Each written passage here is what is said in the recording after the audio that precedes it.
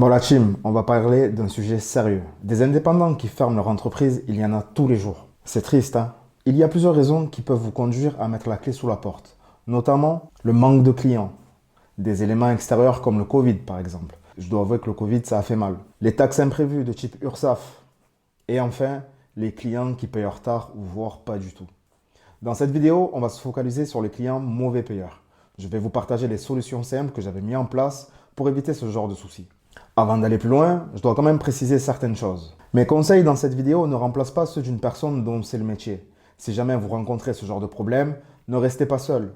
Vous pouvez demander de l'aide sur la plateforme indépendant.io par exemple, que vous trouverez en description. Vous pouvez aussi vous tourner vers des structures juridiques telles que des avocats spécialisés en droit d'affaires. Cette vidéo elle s'adresse à toi si tu es community manager indépendant, mais elle s'adresse aussi à toutes les personnes qui sont dans la prestation de service. Tout simplement parce que j'ai remarqué que ce souci arrive souvent en prestation de service. Pour ceux qui ne me connaissent pas, je suis Thierry et le but de cette chaîne est de vous partager tout mon savoir, toute mon expérience sur le community management et l'entrepreneuriat.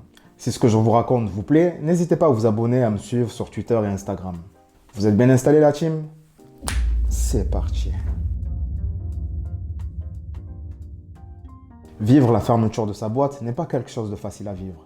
Surtout qu'on y investit du temps, de l'argent, de la peur, des larmes parce qu'on a l'impression de faire n'importe quoi et qu'on ne va pas y arriver. Dans cette vidéo-là ou là, je sais plus, je vous parlais de comment avoir une offre de service qui cartonne.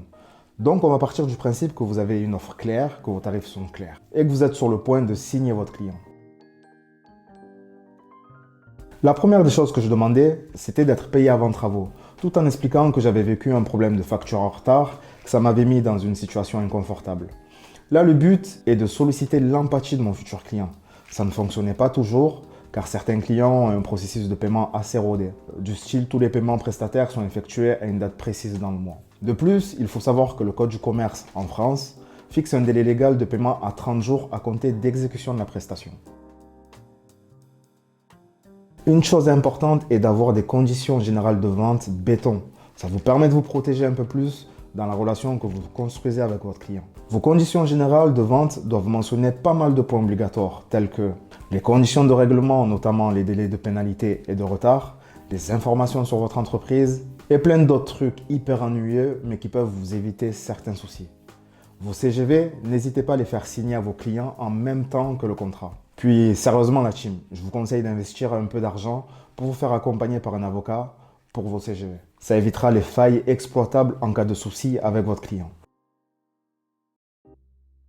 Il est possible de faire un Excel pour faire vos factures. Mais bon, si vous commencez à avoir 3-4 clients, ça devient vite compliqué de faire un suivi exact de votre processus de paiement. Et ne pas savoir où vous en êtes dans votre facturation est une erreur que vous ne devez pas vous permettre, la team. Personnellement, j'utilise le logiciel Henry. Ça me permet de programmer l'édition et l'envoi de mes factures.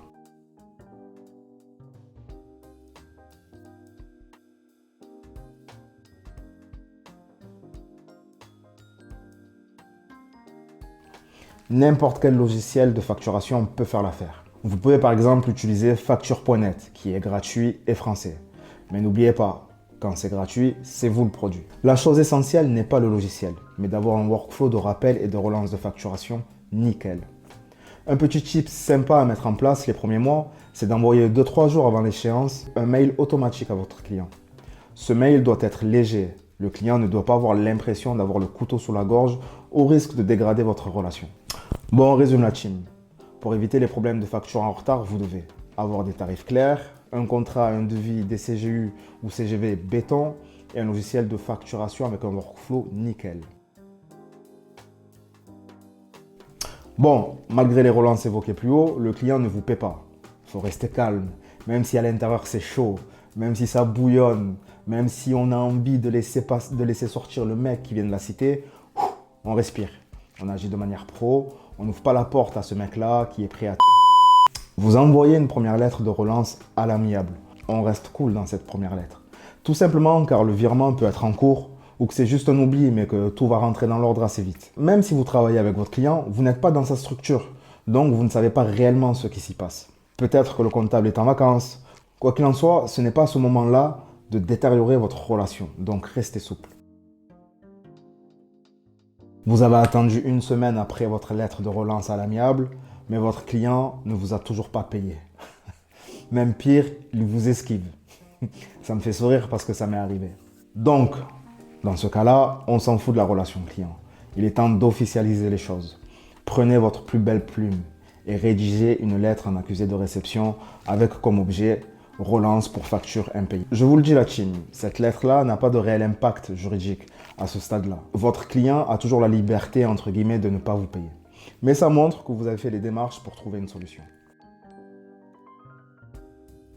Là, on rigole plus trop, car la lettre de mise en demeure signifie que votre client ne vous paie pas. La lettre de mise en demeure, c'est une lettre de réclamation que vous adressez à votre client en lui demandant de tenir ses obligations dans un délai précis sous peine de poursuite juridique. Votre lettre de mise en demeure doit comporter certaines mentions obligatoires, comme la date, les informations de l'expéditeur et du destinataire, la mention de mise en demeure, la réclamation dans le corps de la lettre, avec un délai généralement de 15 jours et surtout votre signature. N'oubliez pas la team d'envoyer cette lettre en accusé de réception. Vous vous en doutez, c'est le dernier stade et je ne vous souhaite pas d'en arriver là. Mais quand on est en micro-entreprise, freelance, indépendant, il faut prévoir ce genre de choses. Après mes recherches, j'ai vu qu'il existait 3 types de procédures de recouvrement. L'injonction de payer, le référé de provision et l'assignation de paiement. Alors le référé de provision concerne plutôt les litiges entre les entreprises et les établissements publics. Si comme moi vous décidez de travailler avec les établissements publics, sachez qu'ils ont fait couler pas mal d'entreprises à cause de retard de paiement. Donc c'est à vous de prendre vos dispositions et d'avoir un peu de trésorerie en avance. L'injonction de payer est une demande de faire payer par un huissier mandaté.